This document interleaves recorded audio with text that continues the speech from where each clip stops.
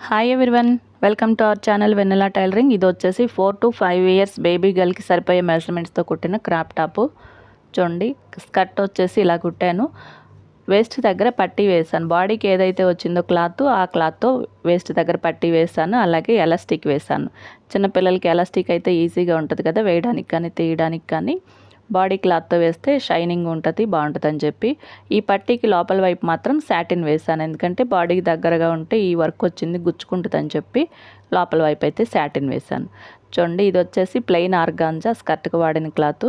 Full గేరా వచ్చేసింది. చూడండి, చుట్టూ కూడా గేరా బాగా వచ్చింది. ఇది క్రాస్ కటింగ్తో కట్ చేశాను. దీనికి 2 లైనింగ్లు వాడాను.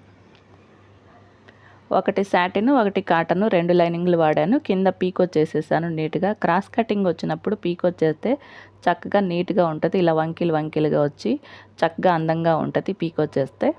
చూడండి, చాలా బాగుంది కదా. కలర్ అయితే చాలా బాగా నచ్చింది నాకు. బాడీకి వాడిన క్లాత్ వచ్చేసి నెట్ క్లాత్. నెట్ మీద ఫుల్ వర్క్ వచ్చేసింది. థ్రెడ్ వర్క్ వచ్చి అక్కడక్కడ వాటర్ సీక్వెన్స్ వచ్చాయి.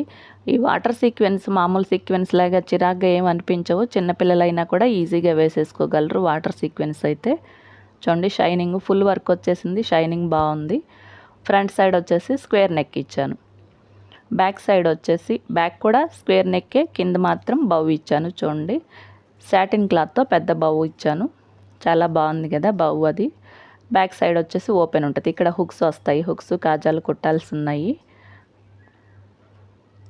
చూడండి, మీకు కనుక ఈ వీడియో నచ్చితే తప్పకుండా లైక్ చేయండి. మీకు తెలిసిన వాళ్ళకి షేర్ చేయండి. ఛానల్ని సబ్స్క్రైబ్ చేసుకోండి.